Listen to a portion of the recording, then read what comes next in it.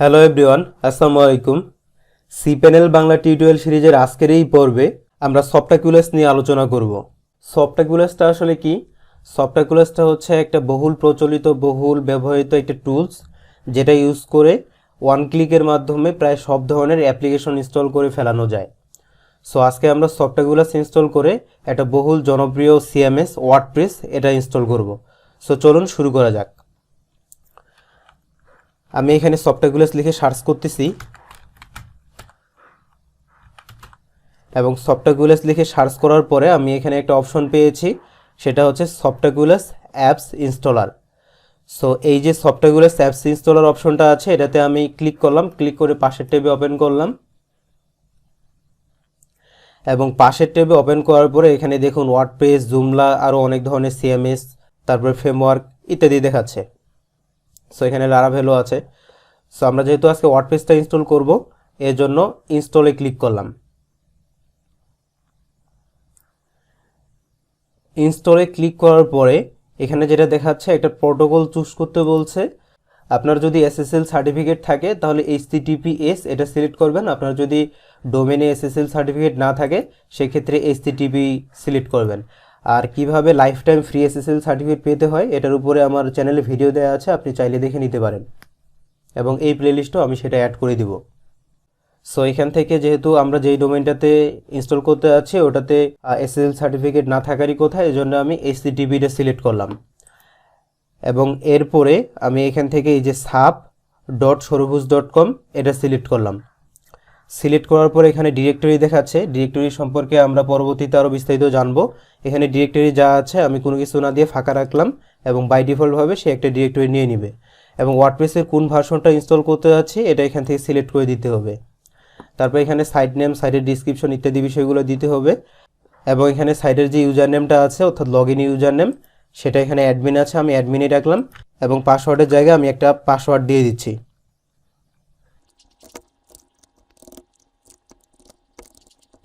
আমি এখানে একটা পাসওয়ার্ড দিয়ে দিলাম। পাসওয়ার্ড দেওয়ার পরে এখানে অ্যাডমিন ইমেলটা দিয়ে দিতে হবে। এখানে আপনি আপনার ইমেলটা দিয়ে দিবেন এবং আপনি যে সিএমএসটা অর্থাৎ ওয়ার্ডপ্রেসটা ইনস্টল করতেছেন এটা হচ্ছে কোন ল্যাঙ্গুয়েজে ইনস্টল হবে, এখানে ল্যাঙ্গুয়েজটা সিলেক্ট করে দিবেন। এখানে আমি ইংলিশ সিলেক্ট করলাম এবং এখানে আমরা দেখতে পাচ্ছি limit log in attempts. So এটা যদি টিকমার্ক দিয়ে থাকেন তাহলে যেটা হবে, আপনার ওয়েবসাইটের যে লগ ইন এরিয়া আছে ওই লগ ইন এরিয়ায় ভুল ক্রিডেন্সিয়াল অর্থাৎ ভুল ইউজার নেম এবং পাসওয়ার্ড দিয়ে বারবার ট্রাই করলে যেই আইপি থেকে ট্রাই করা হবে ওই আইপিটা ব্লক করে দিবে। এটা হচ্ছে এটা। এবং ক্লাসিক এডিটরটা হচ্ছে বর্তমানে ব্লগ এডিটর আছে। ক্লাসিক এডিটরটা হচ্ছে আগে একটা এডিটর ছিল, অনেকটা দেখতে ওয়ার্ড ডকুমেন্ট যেভাবে আমরা এডিট করি ওইরকম অপশনগুলো ছিল, সেটা হচ্ছে ক্লাসিক এডিটর। আপনি যদি সেটা চান এটা টিকমার্ক দিয়ে দিবেন। আর এখানে অ্যাডভান্স অপশনে কতগুলো বিষয় আছে, যেমন এখান থেকে ডেটাবেস নেম, আপনি চাইলে ডেটাবেস নেমটা চেঞ্জ করে দিতে পারেন। সো আমি এখান থেকে দিচ্ছি ডেটাবেস নাম দিলাম এটা। এবং টেবিল প্রিফিক্স, টেবিল প্রিফিক্স হচ্ছে টেবিলের সামনের যে অংশটা, নামের সামনের যে অংশটা থাকবে সেটা হচ্ছে টেবিল প্রিফিক্স। সো এখান থেকে আমি এটা দিলাম টেবিল প্রিফিক্স এবং এখান থেকে অটোমেটিক্যালি আপনার প্লাগইনগুলো, থিমগুলো আপডেট হবে কিনা সেই বিষয়টা এখান থেকে সিলেক্ট করে দিবেন। যদি আপনি চান যে অটোমেটিক আপডেট হবে তাহলে হচ্ছে এখানে টিক দিয়ে রাখবেন এবং আপনি যখন আপডেট হবে তখন যদি আপনি নোটিফিকেশন পেতে না চান তাহলে এটা আনচেক দিয়ে রাখবেন। সো আমি চাচ্ছি যে আমি নোটিফিকেশন পাবো, এই জন্য টিক দিয়ে রাখলাম। সো এখানে অটো আপগ্রেডের যে বিষয়টা আছে, আপডেট আর আপগ্রেড দুইটা প্রায় সেম বিষয়, কিন্তু আপগ্রেডের পরিধিটা একটু বেশি আর আপডেটের পরিধিটা একটু কম। এখন আপগ্রেডটা কি? আপগ্রেড হচ্ছে ধরুন যে এখন 5.4 চলতেছে, এখন 5.4 থেকে 5.5-এ চলে গেল, এটা হচ্ছে আপগ্রেড। আর আপডেট হচ্ছে ধরুন যে এখন 5.4 চলতেছে, এখন 5.4.1, 5.4.2, এটা হচ্ছে আপডেট। সো আপগ্রেডের পরিধিটা হচ্ছে বেশি এবং আপডেটের পরিধিটা হচ্ছে কম। সো এই জন্য এখানে আপডেট না দিয়ে আপগ্রেড বলা আছে। সো আমি চাচ্ছি যে মাইনর যে ভার্সনগুলো আছে সেগুলো আপডেট হবে, এজন্য আমি মাঝখানে অপশনটা সিলেক্ট করে দিলাম। এবং এটা কি অটোমেটিক্যালি ব্যাকআপ হবে কি না আপনার ওয়েবসাইটটা সেটা এখান থেকে আপনি বলে দিবেন। সো আপনি কি ডেইলি ব্যাকআপ চাচ্ছেন নাকি উইকলি ব্যাকআপ চাচ্ছেন অথবা প্রতি মাসে একবার ব্যাকআপ চাচ্ছেন সেটা এখান থেকে সিলেক্ট করে দিবেন। এবং এখান থেকে আমরা দেখতে পাচ্ছি যে ব্যাকআপ লোকেশন, যেই লোকেশনটা ডিফল্ট দেওয়া আছে এটা রাখলে আপনার ব্যাকআপের যেই ডিফল্ট লোকেশন আপনার ফাইল ম্যানেজারে আছে ওটা নিয়ে নেবে। তো আমি এখান থেকে হচ্ছে ডিফল্টটা দিয়ে রাখতেছি। এবং এখানে একটা অপশন আছে দেখুন, সেটা হচ্ছে ব্যাকআপ রোটেশন। এখানে 4 দেওয়া আছে, এর অর্থ এই যে আপনার যখন 4টা ব্যাকআপ হয়ে যাবে এবং 5 নম্বর ব্যাকআপটা সে নিতে যাবে, তখন হচ্ছে যে সর্বপ্রথমে যে ব্যাকআপটা নিয়েছিল ওটা ডিলিট করবে। এরকমভাবে সর্বশেষ 4টা ব্যাকআপ সে রাখবে এবং আগের ব্যাকআপগুলো গ্র্যাজুয়ালি সে ডিলিট করতে থাকবে। পূর্বের ব্যাকআপগুলো ডিলিট করবে এবং সর্বশেষ 4টা ব্যাকআপ সে রাখবে। এখন যদি এখান থেকে আপনি 3 করে দেন, তার মানে সর্বশেষ 3টা ব্যাকআপ আপনি পাবেন। এবং সবশেষ এখানে আমি এই থিমটা সিলেক্ট করলাম এবং এখান থেকে সিলেক্ট থিমে ক্লিক করলাম। এখানে যে ইমেজের কপিরাইট বিষয়গুলো দেখাচ্ছে, এখানে আমি ইয়েস দিয়ে দিলাম এবং সবশেষ আমি ইনস্টলে ক্লিক করলাম। এবং এখানে আমি একটা বিষয় দেখতে পাচ্ছি, সেটা হচ্ছে যে এখানে ফোর্স করতেছে যে একটা স্ট্রং পাসওয়ার্ড দেওয়ার জন্য।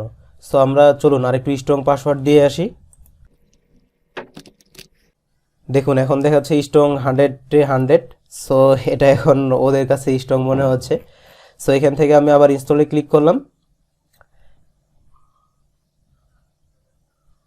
এবং কিছুক্ষণের মধ্যে আমরা ওয়ার্ডপ্রেসটা ইনস্টল করে ফেলব।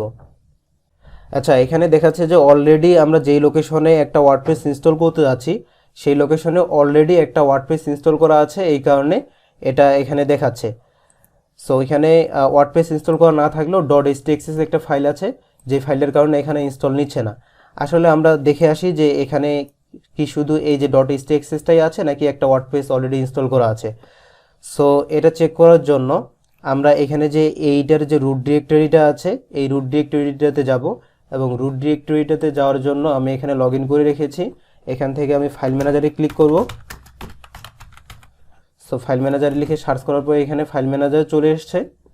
ফাইল ম্যানেজারে ক্লিক করে পাশের ট্যাবে ওপেন করলাম এবং ওপেন করার পরে এই যে এটার যে রুট ডিরেক্টরিটা আছে সেটা হচ্ছে এটা। সো এখানে দেখুন অলরেডি একটা .htxs ফাইল আছে, এজন্যই ওয়ার্ডপ্রেসটা ইনস্টল হচ্ছে না। সো আমি এটাকে ডিলিট করে দিলাম। ডিলিট করে দেওয়ার পরে এখন যদি আমরা আবার ট্রাই করি, আমরা যা সিলেক্ট করেছিলাম এর আগে তথ্যগুলো যেভাবে দেওয়া ছিল সব ওভাবেই আছে। সো এখান থেকে দেখাচ্ছে HTTPS হয়ে গেছে, তার মানে এটাতে অলরেডি SSL আছে। সো ফাইনালি আমি এখানে ইনস্টলে ক্লিক করলাম এবং কিছুক্ষণের মধ্যে এটা ইনস্টল হয়ে যাওয়ার কথা, যদি কোনো সমস্যা না হয়। এবং আমরা দেখতে পাচ্ছি যে এখানে আমাদেরকে কনগ্রেচুলেশন জানাচ্ছে, the software was installed successfully. So আমরা সাকসেসফুলি আমাদের এই লোকেশনে ওয়ার্ডপ্রেস ইনস্টল করে ফেলেছি এবং ইন্টারফেসটা হচ্ছে এরকম এবং আমাদের লগ ইন এরিয়া হচ্ছে এটা। সো মোটামুটি সফটাকুলাসের ব্যবহার এরকমই। এবং আপনার ক্ষেত্রে যদি আপনি জুমলা ইনস্টল করতে চান, তাহলে জুমলাটাও একই রকমভাবে ইনস্টল করতে পারেন। এবং অন্য কোনো ফ্রেমওয়ার্ক বা অন্য কোনো অ্যাপ্লিকেশন বা অন্য কোনো CMS আপনি যাই চান না কেন, সবগুলোর প্রায় ইনস্টলেশন প্রসেস প্রায় সেম, একটু আলাদা থাকতে পারে বা আছে, কিন্তু বেশিরভাগ ক্ষেত্রে আপনার কনসেপ্টটা প্রায় সেম। সো আজকে সফটাকুলাসের টিউটোরিয়াল এই পর্যন্তই। ভালো থাকবেন সবাই, আল্লাহ হাফিজ।